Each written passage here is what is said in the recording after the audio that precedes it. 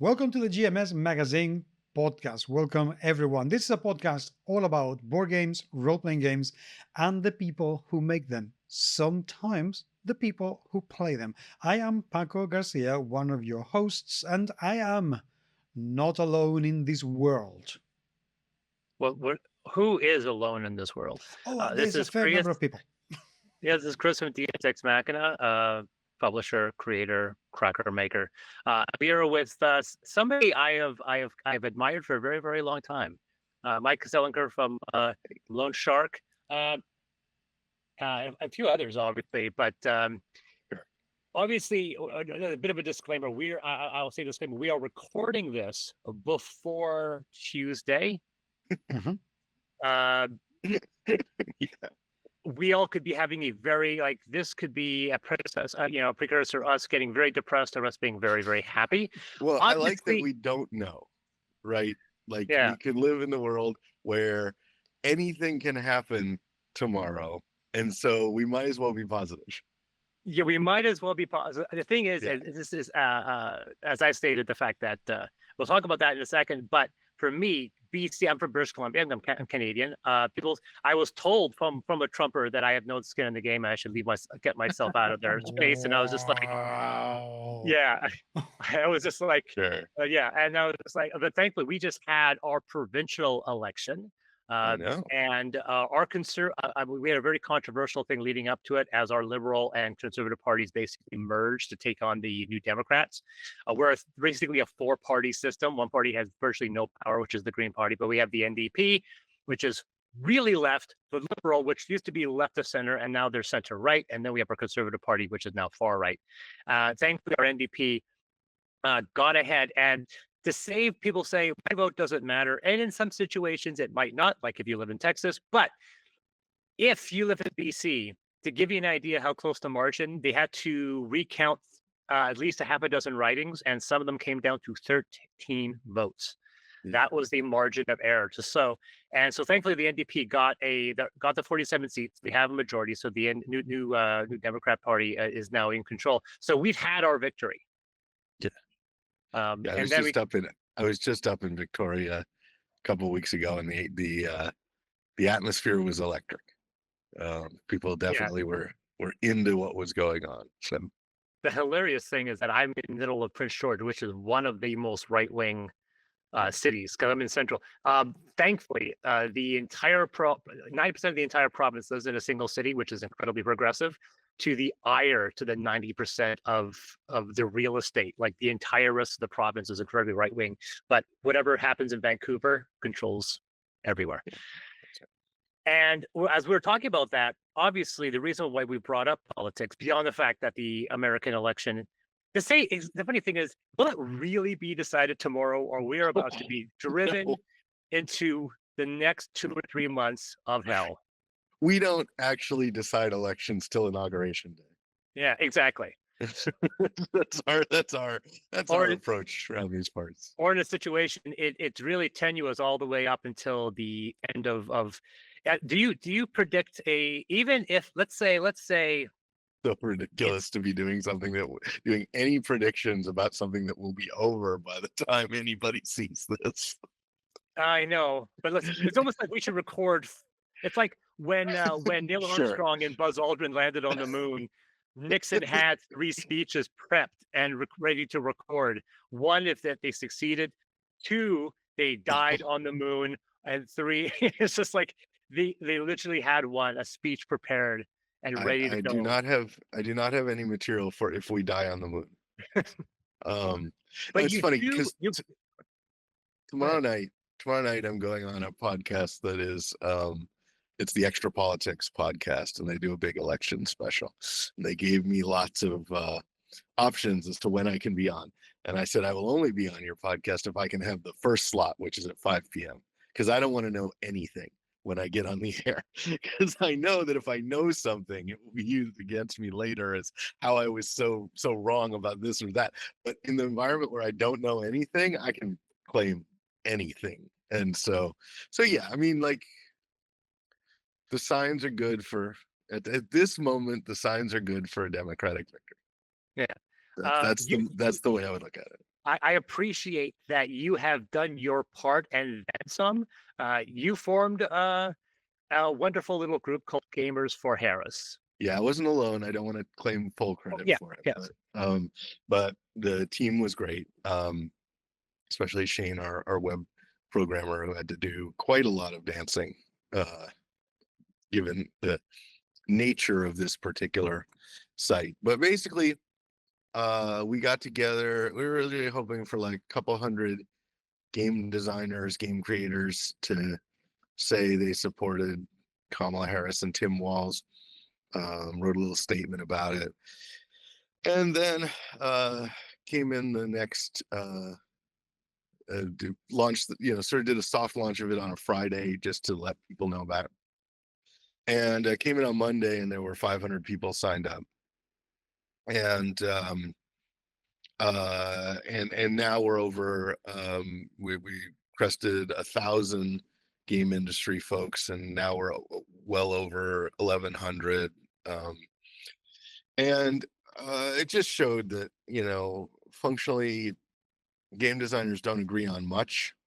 Like, we disagree on just about everything. Yeah. And we're really prepared to defend our positions and subject them to high scrutiny.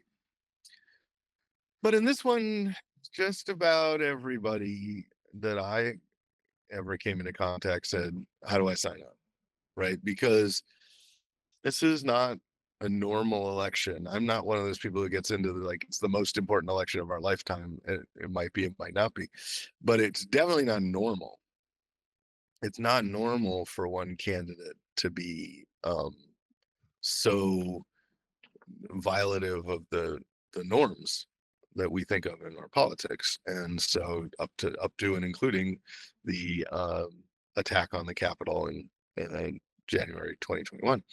And so it was really fairly easy to get together. I never pressured anybody. I always was like, I was like, it was interesting. Certain people had reactions from both sides of like, "Oh, I already voted. I'm voting for Kamala, but I don't want to be on it," or or because I don't want people to know that I feel that way or whatever. But the vast majority of folks were just like, "Yeah, we got to stand together on this one."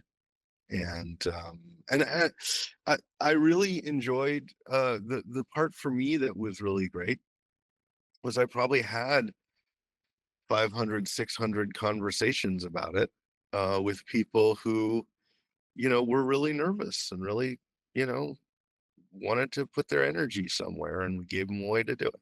So it was pretty good. When people discuss, I always say the same thing. Back in 2016, we had our own Trump on the rise. Yeah. For people don't, I'm not going to really go into too details, but he was a host on Dragon's Den, and he was incredibly popular within the Conservative Party. And he made a play because he thought, well, if Trump could do it, so can I. And very, very quickly, the Canadian population said, "Oh, no, we're not going that route." But since then, with the rise of people like Poilievre and a few others, our Conservatives have moved and embracing that ideology because of that propaganda that's fueled primarily by outside agents.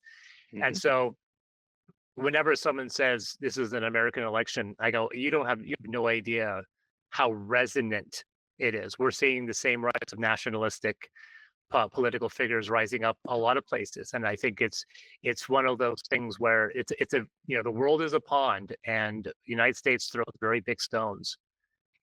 Those folks are often connected to each other too. I mean, like Putin and Netanyahu and Xi, and they all want each other to win, right? And Yeah. so if you disrupt that, then you potentially cause ripples in that pond. And so we're hoping, like I said, this will be broadcast and people can look at it and say, "Oh wow, these guys were starry-eyed. They didn't see the truck coming, garbage truck coming in this particular case." And but on the chance that it turned out well for people who think like me and some of your viewers maybe. It's really just important to understand that we had a lot of people who did a lot of things. Like there Yeah. were lots of different, Gamers for Harris didn't happen in a vacuum. It was preceded by Black Women for Harris and White Dudes for Harris and various other for Harrises, several of which I got involved with, including Geeks for Harris. And It turns out being a white game designer, we fall into a lot of categories. seriously. But there wasn't any, resonance in our community. And although there was one other thing that I want to point your viewers at, which is your listeners at, to there was a thing called Puzzlers for Harris, which was all crossword puzzles and visual puzzles and stuff like that, contributed by some of the best in the industry too. And you just go to puzzlersforharris.org and you can see, you can just download those even now after the election. But yeah, there was a lot of there was some negative feedback to making Gamers for Harris happen, right? And some of it was pretty rough, some of it was pretty violent, but I don't know. I mean, I think people just sort of accept that, I mean, like Well, I think we're it's proven public the movement. figures. Yeah. Well, it's like regardless of what happens on Tuesday, that movement, that ideology, that community could potentially still continue. It's not going to die tomorrow, right? There's still going to be, the fight doesn't end regardless of who gets into power. Oh no, especially if we win, right? I mean, like, especially there's a lot of issues that people have very strong opinions about that you would rather be fighting against a democratic president who believes in the rule of law and the norms of democracy than somebody who doesn't believe in any of that. And so there's a lot of things that still have to be done. I mean, we do a lot of charity stuff. I mean, we've done a lot of different, Lone Shark has done a lot of different things for like the subjects of police brutality, on relief efforts, on just all sorts of things. And the important thing is that there are some people out there who would like us to shut up and just make games. The vast majority of folks seem to be more like, cool, you guys care about something. And so we get somewhere with that. And this is just one of those things. So as one gamer designer to another, obviously I've been primarily in tabletop game design, role playing and stuff, and you've done both. I've fielded that as well. Like people say, stick to games type of thing. But sure. You obviously you believe it's important to you, and I feel it's important to me that we allow ourselves to be subjective rather than being objective. That we place our opinions within our creations, and that includes political opinions. Yeah. Do you feel it's important that games have that potential, and then potentially have that potential to present political opinions, or have a point, and obviously have an artistic agenda? I mean, it's really hard to avoid it. I mean, like a game like Pandemic or any other Matt Leacock's works, right? They obviously have an agenda. They're about dealing with our place in the ecological changes that we're going through. You're a product of your own belief system, and if you just ignore it, then you're gonna make worse games. Just think in general. I mean, some of it's really easy, right? I mean, like we've gone out of our way to make sure that our games have diverse characters, diverse points of view in them, because we want a larger audience, right? We want people to see themselves in our games. And so if we just presented one thing because it was the majority opinion, then we wouldn't be reaching as many people. So yeah, I mean, I think it's a big deal. And I think most people do it regardless of whether they think about it or not. Well, And that'll so, definitely get into. I'll get into why I think that's so important with titles like Apocrypha, and I'll maybe go into a mhm. rant about how I feel Apocrypha is probably one of the. I've done lists where I think I've called Apocrypha the most underappreciated game that's ever been created, but that's obviously a freaking opinion. I've obviously have an opinion. Yeah, I it think was it's on my. pretty appreciated. I mean, yeah, yeah, I think it's appreciated, and I find it's underappreciated. Like It's no true. matter how It much I definitely. think, yeah, I think the key with Apocrypha is that if you put it right next to the Pathfinder Adventure card game, you're going to discover that, it's obviously a much more niche game. And if you came in saying, well, it's our follow-up to the Pathfinder Adventure card game, which broke all the sales records, yeah, then it's not gonna be the same game. yeah. Yeah. But for me, I think what I enjoyed about it is that I think it's a niche, but it's such a well moldable niche, and I discussed that at length.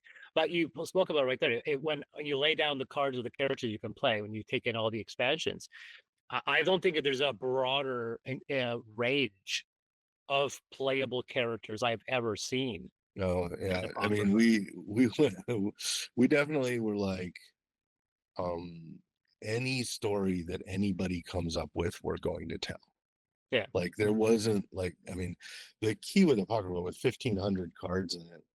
I should be clear about what this game is for people that don't know. So, Apocrypha is the Apocrypha Adventure Card Game is the second adventure card game that we produced after the Pathfinder Adventure Card Game. And it takes place on the day you play it. So whatever day you're playing, it's whatever's going on in your world that can affect it.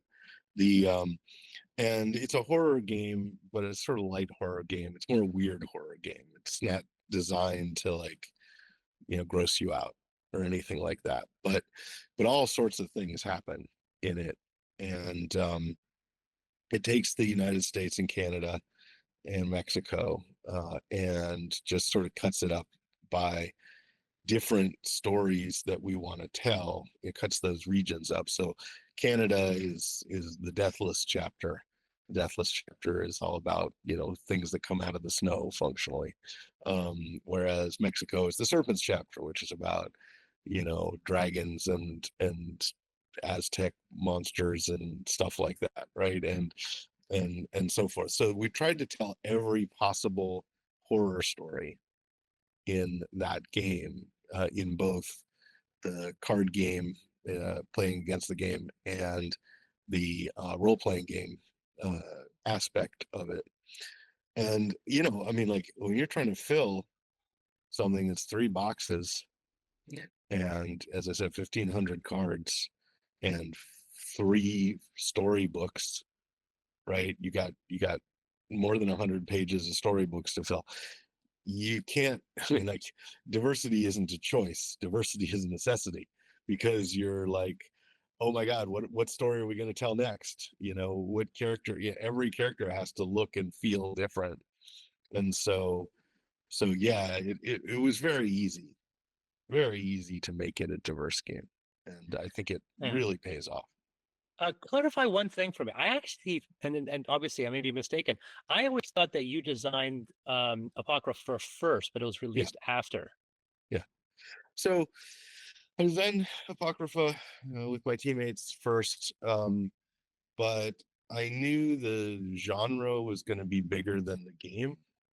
I felt really strongly about it. It was kind of thing that people had essentially been asking me for years. Something that had the feel of a role-playing game, but you didn't have to get a big role-playing game group together for multiple campaigns over or multiple sessions over a long campaign. And so I felt it was going to be really big, and I immediately thought, well, I can do our own story, the team that put it together, right? Or I can find somebody who has an even bigger set of stories and make a real splash in their community.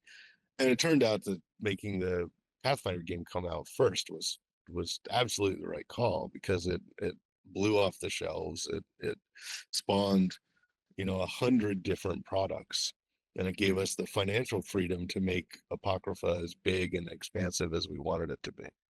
So it was really smart. to do Yeah, it that way. yeah, absolutely. I know that this is another bit of praise that within my other friends' game group, Pathfinder outperforms Gloomhaven at their table. The vast majority of the people would rather prefer, and one of the reasons why is the fact that, and the same thing with Apocrypha. I can bring Apocrypha to the table or Pathfinder to the table, and we be ready to play within 5 minutes flat.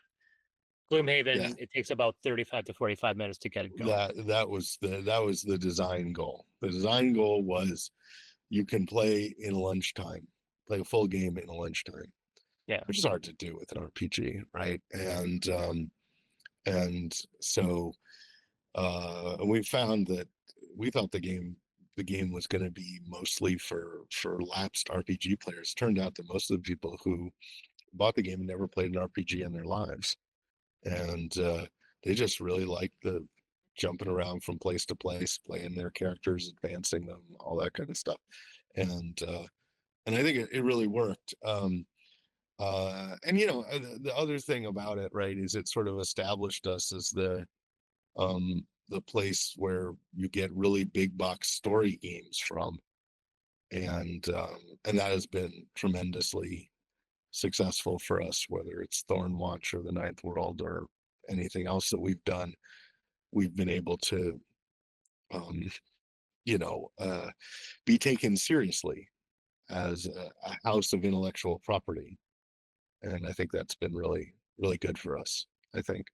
Well, that's why I find that, and this is my personal opinion, I find Apocrypha is the more mature setting from a storyline. I think the implied storylines are stronger. You even had, I would say, celebrity writers Yeah, write for Apocrypha. You've had that's several right. well-known authors that came to contribute, which I thought was really cool, very unique. You don't see that very often as well. It was Uh, the easiest pitch I ever gave anybody. So it was like Pat Rothfuss and Kids Johnson and Jerry Holkins and all these people, Chris Straub, all these people I really admire, who I'd gotten to know. And they were like, I would like you to contribute to my new game. They were like, oh, wow, I don't know. I said, well, let me tell you what I'm going to ask you to do. I'm going to ask you to write me some 60-word stories, but you don't have to write the beginning and you don't have to write the end. You just have to write the good bit in the middle. And that is a pitch that any writer would really like, because the hard part is getting started and getting done. yeah. And if I tell you you don't have to do either of those two things, then it turns out to be a pretty easy assignment. So Pat Rothfuss, for example, we were trying to design our intro setting. That is the game that you would start playing. And he lives in Stevens Point, Wisconsin.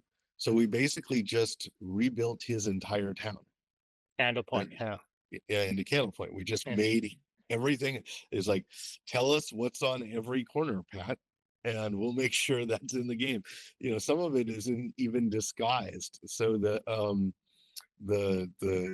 high school, the Candlepoint High School, has a team called the Devil Birds, right? And we made that up, right? Nobody names their team the Devil Bird, right?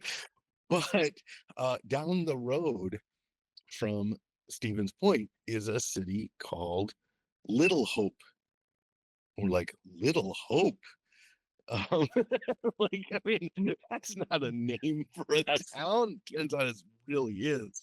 And so, in our little horror universe, the Little Hope Grizzlies, the high school team, yeah.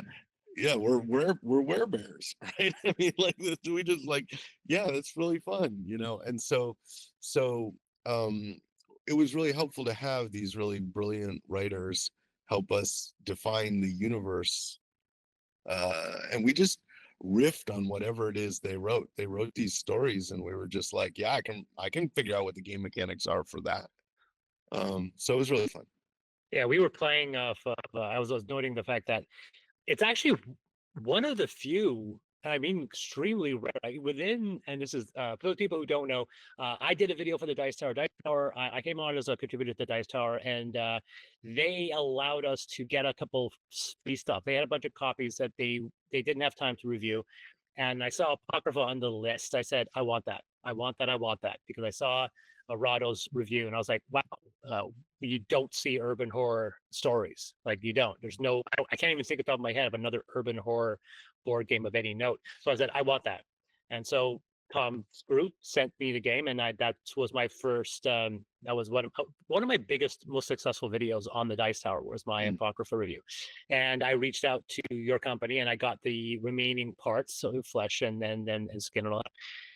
And I had a second part which re-encompassed the game and redid the view, and I got fired from the Dice Tower before it went online. So I was very upset about that because I was planning on having that video go up on the Dice Tower, and it never did. It got posted on my own channel, and I think it's on Paco's channel as well. But that was always my regret and my apology. And unfortunately, it was because of a stupid little religious joke I made on my tapestry video that got me taken out. I appreciate the good words, and yeah, I mean, like Apocrypha fans tend to be pretty committed to the game, and we're really happy they're out there. One of the things that's happening now is we're almost out of copies. That is, like, we're at the point where, you know, there's a three-figure amount, a low three-figure amount in our warehouse of games. So one of the, you know, sort of real questions is, you know, does Apocrypha have when the last copies are sold, and if you want one, I encourage you to get one fairly soon. You know, what's the future of that? And so I've been playing around with other things we might do with you know, some of the art and stories and stuff. I don't know if it'll ever see fruition. But, well, for those people listening, just to reiterate, it is I think a 9.5 or 10 out of 10 for me. It's the game I always want to bring to the table. So for those people can take that recommendation. That being said, I mean, obviously Pathfinder sells better. It's more successful. It's probably easier accessible. By one of my friends who's a big gaming guy. Dave Townsend, who says, like, Pathfinder, he named Pathfinder Adventure Card Game his number one game of all time. Period. One top 100. Wow. It was number one. Wow. And he's not a person who's like, I played 10 games. He has 600 games in his collection. He plays games all the time, and that's high praise. And we had conversations about why I believe Apocrypha to be superior mechanically, because I think that comes into a subjective opinion. Do you personally have a preference of which is your favorite game? Do you prefer Apocrypha or Pathfinder? Or no, I prefer Apocrypha only because I wrote most of the story. Yeah. Right. Like it's my well, I wrote a lot of it anyway. So, you know, I mean, like I like sort of the jokes that we put into it, and I like when people experience those jokes, right? There's a lot of them. It's the most referential game I think you'll ever find. There's a 60-page document of all the in jokes and puzzles and references that we put into the game about every subject. But which we encourage people to find and explore. But and that's not true in Pathfinder, right? But on the other hand, I mean, the Pathfinder gave me the opportunity to explore all these other stories that other people wrote, and they're great. I just really love every time we got to do a story or a set of characters or something, we got the ability to make something we'd never made before. So I like them both. There's a Pathfinder app for people to use as well. There's also a digital game. We just had a lot of fun on both projects. Yeah, and that's really all you ask for in this business. Before I move on, there is one final thing. There is the implication that there is a mystery across the entire Apocrypha universe that, according to you, has never been solved. Oh, I never said that. No, or at least at the time of reading it, I've never said whether or not it's been solved. Okay, because at the time of me reading it, you thought it had. I don't. There have. I don't even know how much I want to say about that. There's a couple of different layers to it. First of all, there's a hidden puzzle series in Apocrypha. I never talked about it, but then some people actually solved that puzzle series. A really strong, large group of people broke it and was like, "Oh my God, this was all in here the whole time. How did we not see it?" But there's more than that. I mean, like it's more than that, and it opens up a possibility which is not discussed in the 99 missions that you can play, and they those people have access to that. I'm not even going to describe it any further than that. And so for the people who commit to finding it, or do research on the people who have found it, there is absolutely something waiting at the end. Yeah, I didn't want to. I was going to say we didn't want to apply spoilers, but I just from my early research. This was years Yeah. and years ago. It was something that not a lot of people had figured out. So some people have figured it out in the Yes. in the span. So that means I have to dig deeper because I have yet to. Yeah, And I'm not going to spoil it. I want to be very clear. I have not dropped any hints in what I just said. There is no reason to go back over what I just said and try to find anything in it.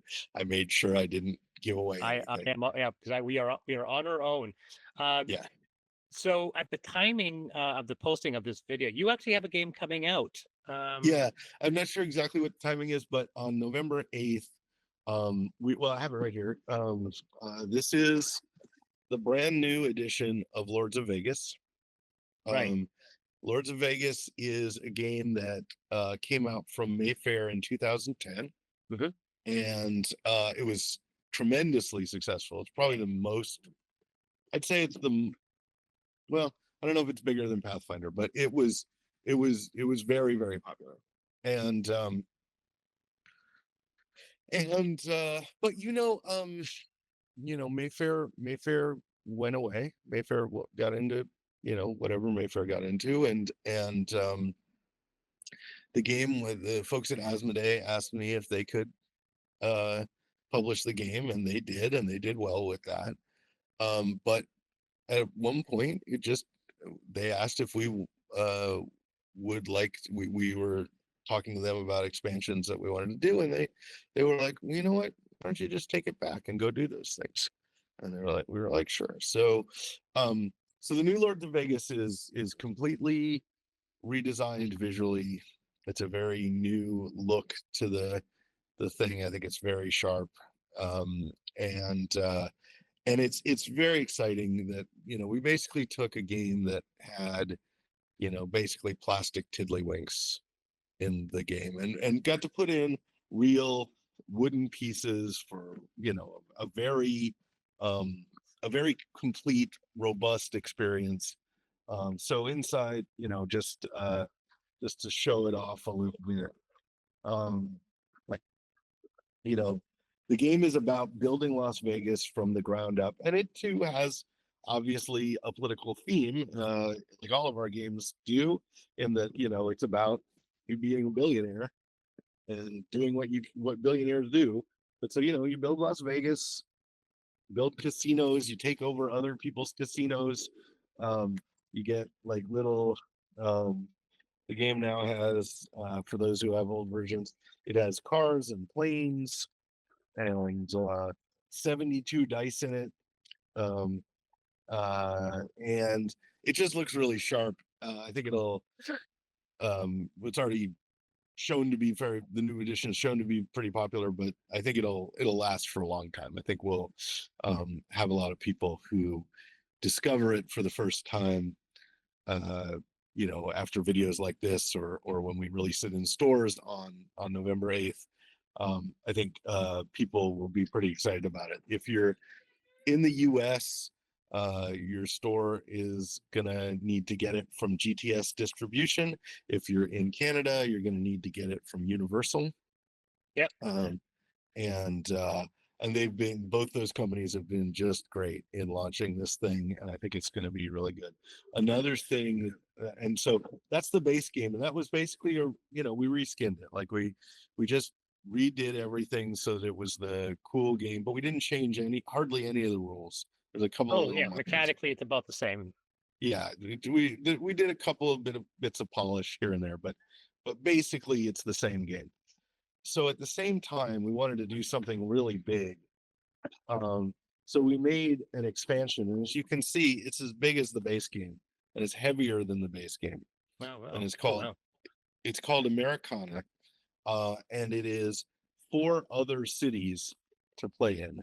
So you can see here, those of you who are watching this, it takes place in Atlantic City, New Orleans, Reno, Nevada, and Tombstone, Arizona in 1861. And so we got to do some crazy stuff with this. Here's where our developers, so it's originally James Ernest and myself doing the design, but now this one has Keith Richmond and Chad Brown coming on board, and all of our new artists with Corey McCurrick and Nate Taylor, Damian Pagelli, and Cheyenne Wright. And we really made something, I think, pretty special, which I am now opening this box for the first time, so it is fighting me, as I often do when we put a box for it. But in this game, they did something a little different. So it's got 2 double-sided boards. So it's got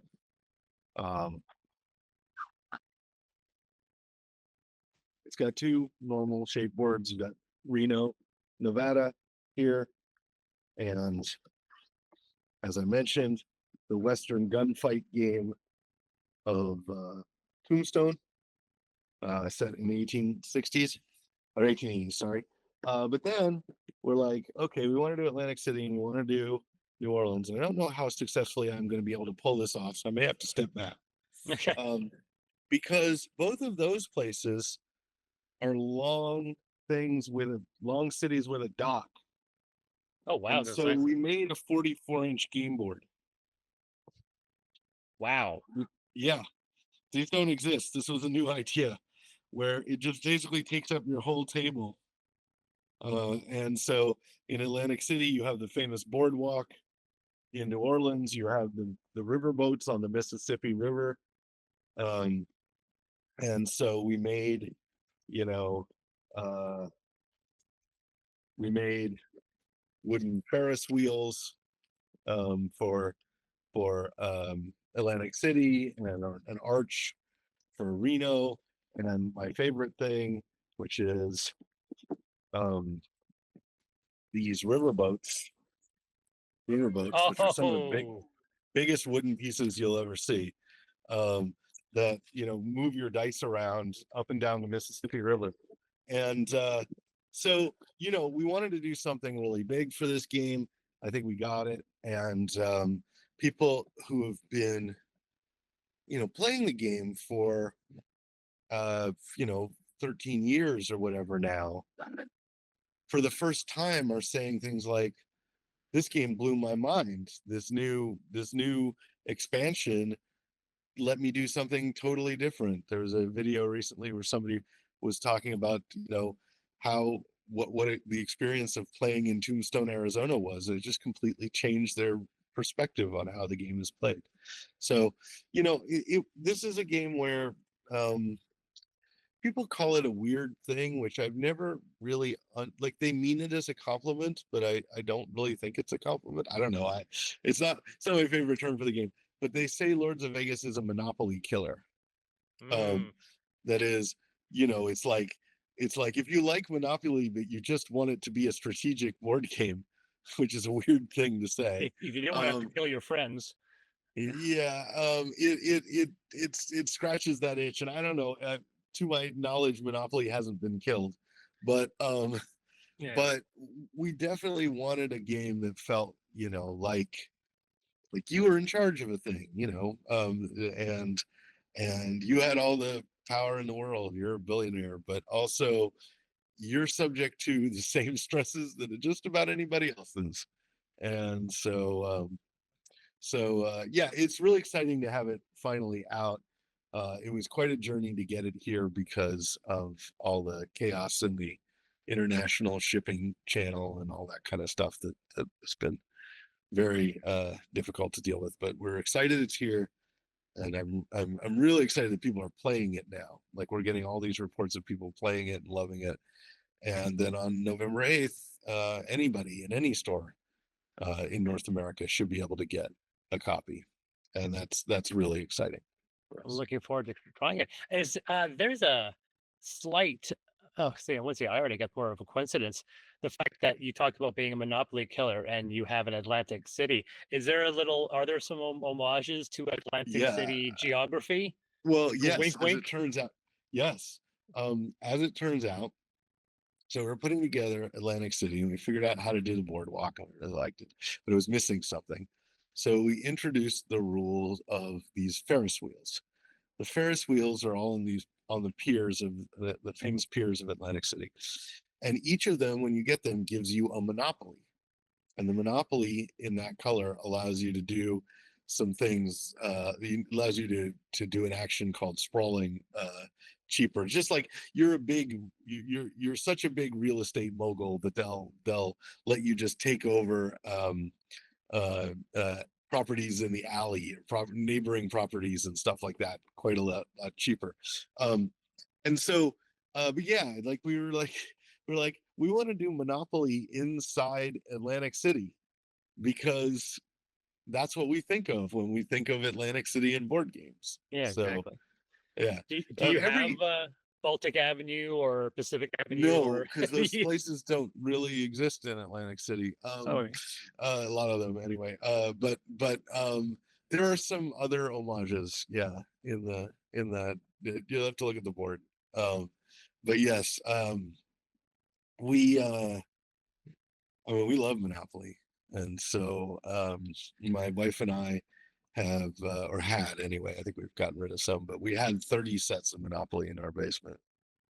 Yeah, um, we're fans, and so we want the property very old holders. Star Wars. There was only 2 Legos I've got. Oh no, we had multiple Star Wars sets. But yeah, the when we were doing Atlantic City, we were like, yeah, we need to be upfront with our love for Monopoly here. Yeah, the loving homages. So Yeah. that, as I said, at the time of this posting, give or take, November Give or 8th, take. it'll Yeah. be available to purchase, and then for game stores can have their different suppliers. Obviously, if you're in Canada, Universal Distribution. They're one of their primary warehouses is in Vancouver. So if you're in BC, you're getting things from And Universal. if you also have the opportunity, if you don't like to leave your house, to just go to our website at loansharkgames.com and order yourself a copy there. On our website, we have a couple other things for those who are like really into it. We have a few sort of exclusive things. We have a deck called Con Jobs, which is a game of game changing cards. We have a fairly giant playmat. Oh, that's cool. Yeah, that shows all of Las Vegas plus the spare board from the sideboard from the expansion up, which you can, I'm sorry, the expansion Underworld, which you can also get from our site. And then I should have opened this. We have my favorite thing for the game, which is now opening on camera, which is great. Oh, we got a free unboxing for this. Yeah. These Oh. badass poker chips with all the individual casinos represented on them. People asked us for these for years. They're like, we redesigned all the paper money, and paper money is great. I love paper money. It's Vegas. You gotta have. But people gotta have really chips. just love playing with poker chips in Llord in Vegas. So we made them a set, and they are really good. Like we went out of our way to find the highest possible quality poker chips we could get. Did a lot of sampling, and I think it turned out really good. So yeah, I mean, my hope is that people who played the game in the mid 2000s, right, mid 2010s, they liked it and played it, maybe forgot how to play it, they'll pick it up again, play it in their game store, and just discover why they liked it in the first place and introduce it to a whole new group of gamers. Fantastic. And of course, you have some other games on there as well, which a very, very interesting spectrum of games. I mean, you have a card game for Ninth World. Yep. For Numenera. Yeah, Monty Cook Games and us go back a long way. Well, Monty specifically and I go back a long way. But we both worked on third edition Dungeons and Dragons together. He was one of the designers and I was one of the creative directors. And you know, he went off on this amazing journey to create Numenera, one of the coolest worlds that we've ever seen made. You know, billion years in the future, everything different. And we're just like, you know, our friends Bo and Paul made this game, and they it was so funny. They made the game and showed it to me in its early stages. They came up with the idea, and they said, we made it like it was a Numenera based game. Now, obviously, we can't get the rights to Numenera, so we'll have to make up our own thing. But so we just put a bunch of Numenera stuff on here to make you feel like you're in the environment we want to be. I was like, what do you mean we can't get the rights to Numenera? like hold my beer. Yeah, exactly. So I just called Charles Ryan and Monty up, and I just said, hey, Paul and Bo came up with something good. You want to do a game together? They were like, absolutely. And so it's so right for the world, the game we made called the Ninth World. It's the only time that we've ever been able to pull off a game that is fun, solo, cooperative, or competitive. Like any of those three modes you can play in, and it's good in all of them. And it's just really fun. Shannon Germain did all the flavor text for that, so it feels like it's all in that world, and the art is stunning. The artist is just, I mean, the artists were often told, you know, this is what we're thinking about, but really whatever you make is going to be fine. Just make something cool.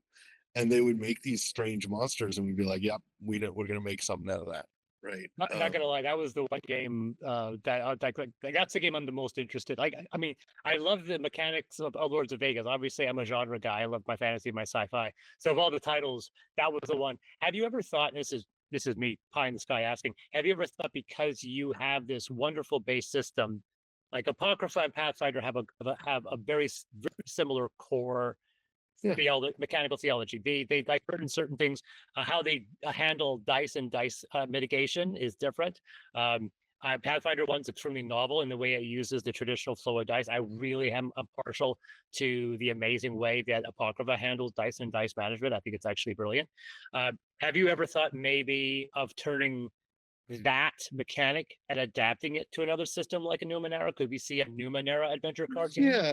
Well, I mean, probably not that one because we made our Numenera game. But I mean, one per se, but yeah, I mean, like we've definitely played around with other universes. You know, that's a really big undertaking, and so we'd have to really want to do it.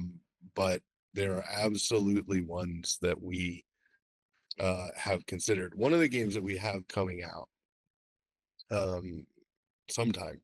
I can't even give a date, but it's a sometime. Yeah, please look for it on your stores sometime. yes. Is a collaboration with Calliope Games called Monster Academy. So Monster Academy is based on Matt Forbeck's series of books, where the story is that there's a kingdom and there's dragons and monsters in the kingdom, and they go around, you know, doing horrible things and burning towns down and stuff like that. These monsters are, you know, they're bad monsters, right? So you got to go out, and so the knights go out and they take care of the monsters. That's not the story of the game. The story of the game is that when you take out a dragon, you might discover that they have little dragon babies or the little baby dragons or eggs or something like that. And then you don't want to be just destroying those. Like, they haven't done anything wrong. So you bring them to the Monster Academy, which is this school / prison for young monsters who are trained to grow up right and do good things. Uh, and so and the headmasters are like a skeleton and a Medusa and just various monsters themselves, right? And so we didn't directly take the adventure card game mechanics. Like, we didn't say, okay, we're going to take Pathfinder or Apocrypha and port it over here. It didn't quite fit, but we did take the spirit of it, right? We wanted to make a game that was fun and light and attractive to people who like young adult novels and stuff like that.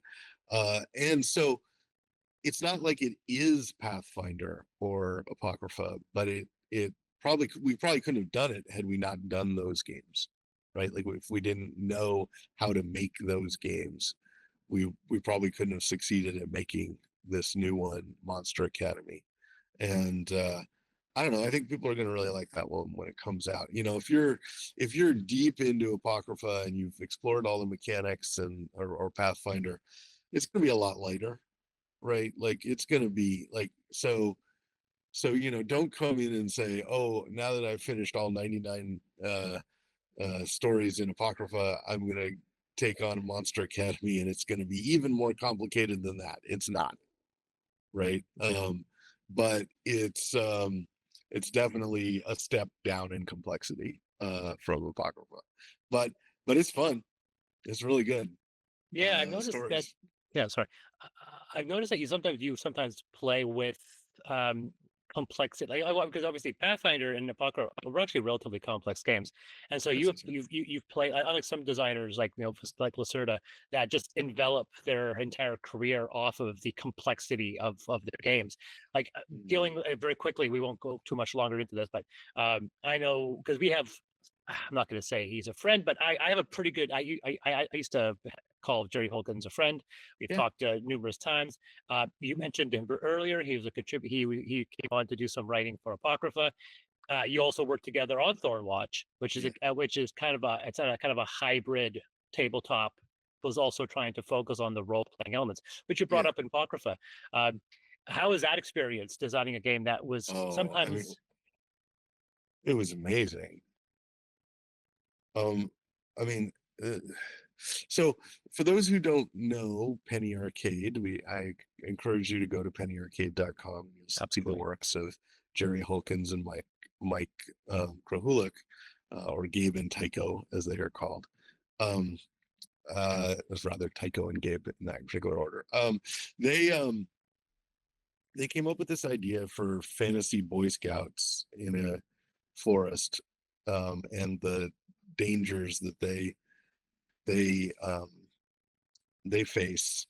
And so together we made a game where there are these humans that go out into the forest and there's monsters out there, but you aren't either of those. You are the ghostly guardians of the forest, and you sort of appear out of the trees and save people. And so Thornwatch is the story of those characters. And one of the best parts of it was just, I mean, Mike and Jerry are just the best storytellers there are. I mean, Mike can draw anything, and Jerry can weave his stories just beautifully. And so, in a lot of cases, the load is on my shoulders for developing the story of the game that we're producing. Whether it's by flavor text or by actual like short fiction and stuff like that.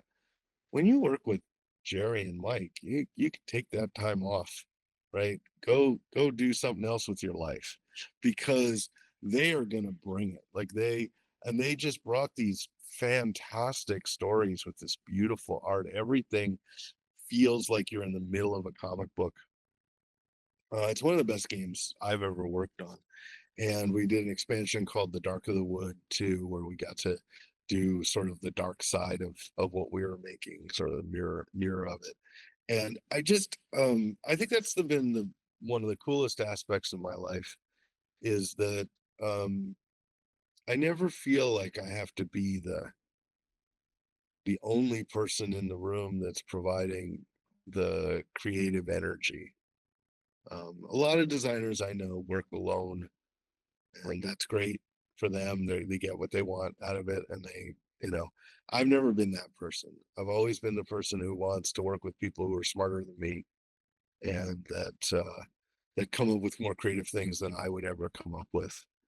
And in Apocrypha, in Thornwatch, in the Lords of Vegas, you can definitely see that my hand is in there, but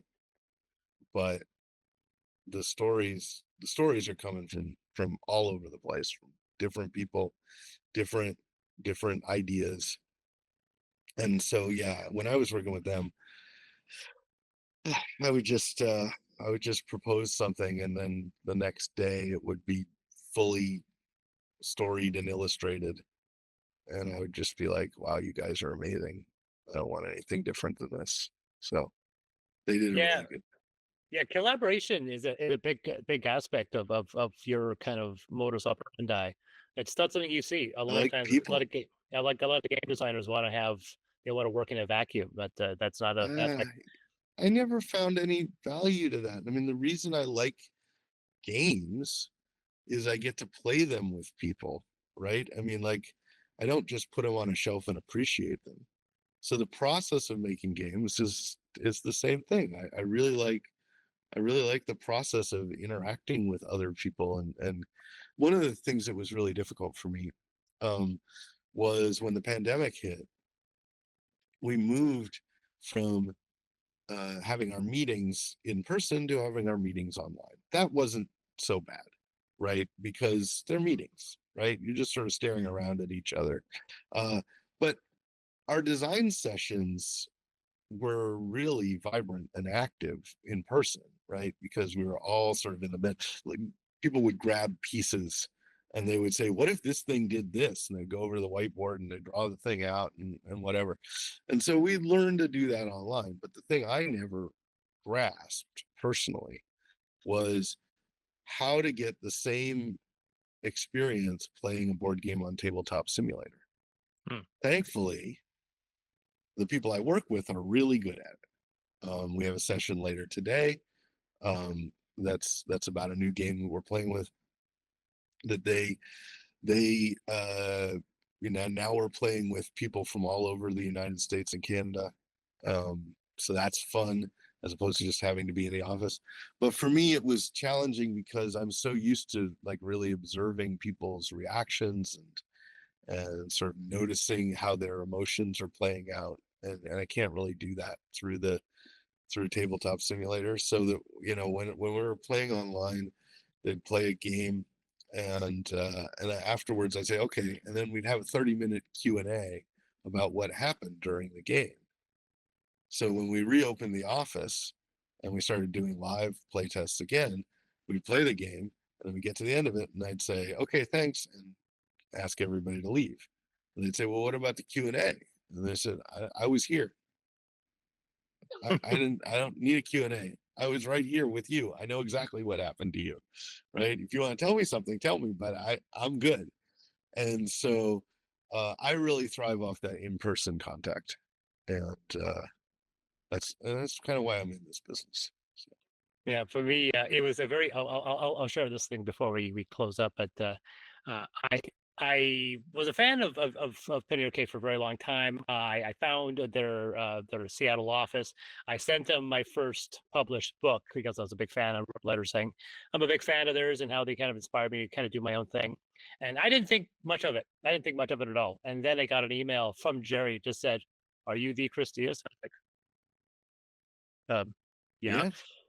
And then we started this kind of correspondence for a bit, but it went cold for the longest time, and until there was a controversy regarding the late Roger Ebert regarding can video games be artwork, Yeah. which Jerry had made an opinion on and he wrote an article. And I didn't take issue.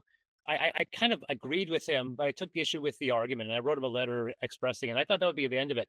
And I got an email back and just discussed, what's your phone number? Yeah. And he called That's me great. at 10 o'clock at night and we discussed great. stuff for about 3 hours.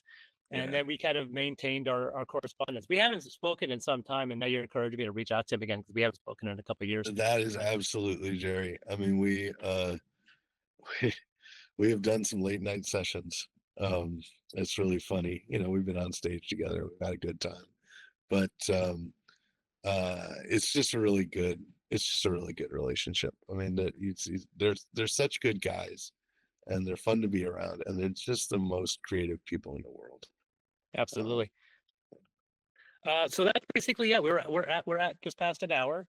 Excellent. Mike, you've been fantastic. Like I said, I've always been an admirer of your game design. I can't speak enough about I wish like I said, I've only had, to be honest, I've only had a handful of games. I've played Pathfinder and Apocrypha to death, but that was enough.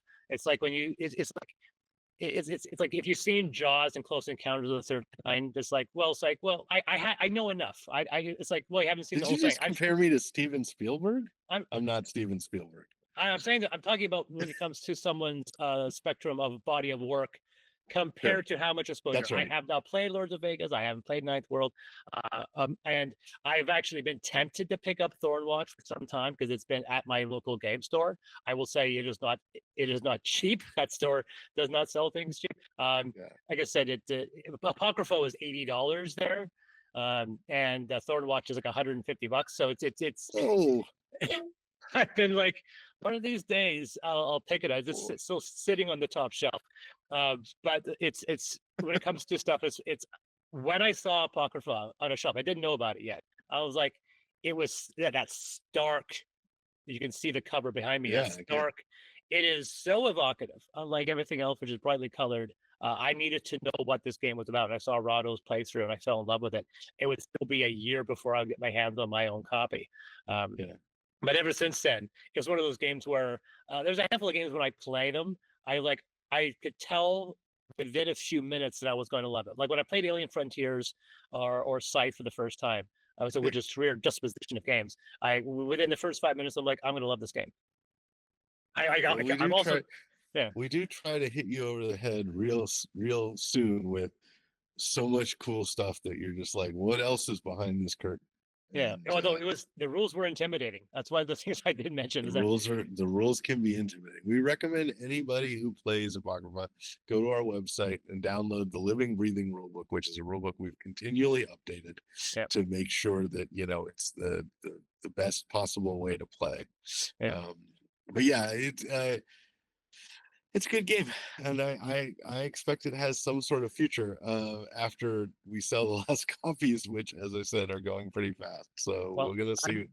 Recommending that anyone who watches this go to Lone Shark's game, pick up one of those final copies of Apocrypha, and if you like them, there are 2 expansions. Actually, technically, there's 3 or 4. Yeah, but functionally, there's 2. There's 2 big. There's 3 big boxes: the World, the Flesh, and the Devil. And the Devil. And then there's a little expansion called the Book of the Hybrids, which sort of combines all of them together in a weird way. So yeah, and then if you do, you may be able to figure out or identify and solve the final mystery, which we alluded to, but we'll not discuss further. I will give no further clues on that, except I always like people to tell me when they find it, because that's the only way I can give them what they deserve. Exactly. It's like only when I give you the secret code word, I now validate your success. I that's an important step in my opinion. So Well, So, thank you, Mike Selinker, very much Yeah, for coming to our I game. was so happy to be on this podcast. Thank you so much for having me. And you know, in retrospect, it was either a great or a terrible election. Um, and, and I won't know I won't know what the result is. But I hope when I watch this in the future, I go, oh yeah, that guy Were we didn't seem painfully too- naive or were we prophetic? Let's find out. Yeah, we'll find out. So anyway, thank you guys for having me on. Thank you. Mike. Thank you very much for coming. Good evening. Bye bye.